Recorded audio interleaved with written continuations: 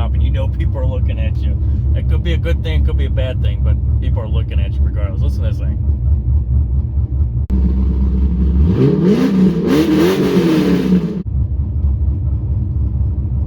I don't know if you can hear that, but listen to this converter. And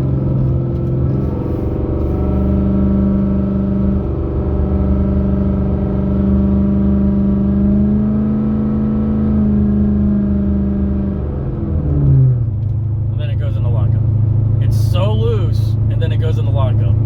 It's not good for heat. They're not light, and that's what makes them kind of like one of the worst LS cars, is that they're heavy, and the IRS is terrible on these if you're trying to drag race. But this is not a drag car. This is just a fun little make noise, drive cruisins, just have fun with it. And this is my wife's car, like I said. She just wants something reliable when she wanted that job, and we got a pretty big cam, which is, I'm almost regretting getting this big of a cam, but just listen to it. It's just sitting here, it just sounds like we're listening to the intro to Hot for Teacher all the time, and it's awesome. Who doesn't like Van Halen? Any car guy or gal knows the intro to that song because it sounds like a cammed car.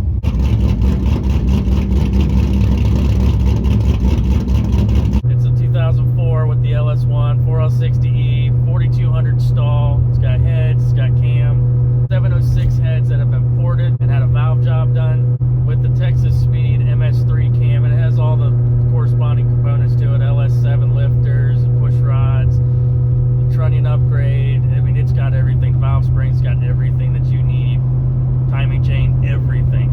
This was not just a cam swap that you don't have to pull the heads. We pulled the heads on this one. We had this car tuned on the street, so I don't have any dyno numbers, but by my butt dyno, I would say it feels very close to my 2017 Mustang. That's just the exhaust and tune that runs low 12s with me not knowing how to launch very good. So I would say this car would be a very good competition for my Mustang. That'd be a very fun race. But we need to get my wife behind the wheel on this one day at the drag strip, and me in the other lane, and see who's really got the faster car in the driveway. I mean, we ain't got no bragging rights. Neither one of our cars are really fast. They're 12-second cars. They're quick, they're zippy. They'll get the rear end loose and they're fun, but they're not fast.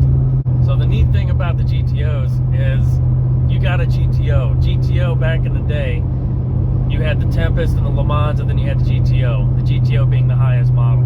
So when they brought this car back, the GTO, this is the highest model. There's only one model. There's no base model. The base model is the high model, which I think is kind of neat, but then could also deter people away from it, because that means the sticker price is going to be a lot higher. These cars are really expensive for the time. We got the original window sticker for this car. This car was $33,000 off the showroom floor.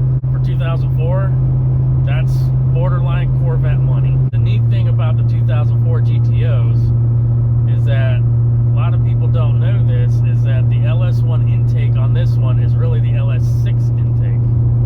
Kind of a little sneaky little feature. They kind of did the same thing on some of the WS6s, I think in 2001 and 2002. Can't remember if it's 2001, but I know for sure in 2002, because I actually owned one. My 2002 WS6 was a true LS6 block and LS6 intake car, and I sold that car for $4,000. Idiot. What did I do that for? I know the new owner, it's in great hands, and I'm so appreciative that it went to great hands, and I see it every once in a while. My buddy Scott owns it. I have to every couple months just kind of nudge him, like, hey, you still in that Trans Am? You still in that Trans Am? I'll buy that Trans Am back off of you. And every time he's like, no, that was my dream car. I finally got it. And he's got a good car. That was a T56 car too. That was cuter. Oh man, beautiful car.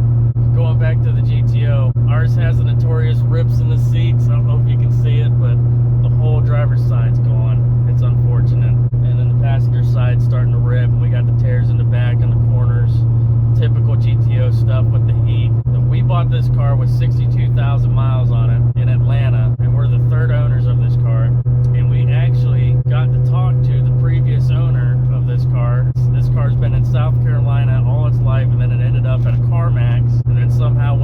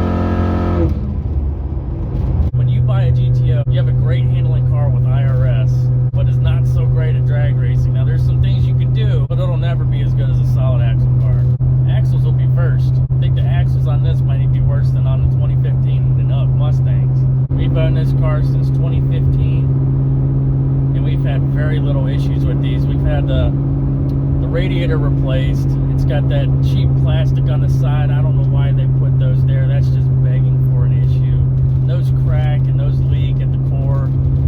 So we had to replace that. We've done oil changes, tires, and that's about it. You know, it's got heads, cam in it, and it's still super reliable. So I'm gonna end it off right there. Just a quick little review on a 2004 Pontiac GTO. What do you guys think? Are these still worth buying 2023? If you guys enjoy content like this, don't forget to hit the subscribe button, hit the like button, and we'll catch you guys in the next video. Take it easy.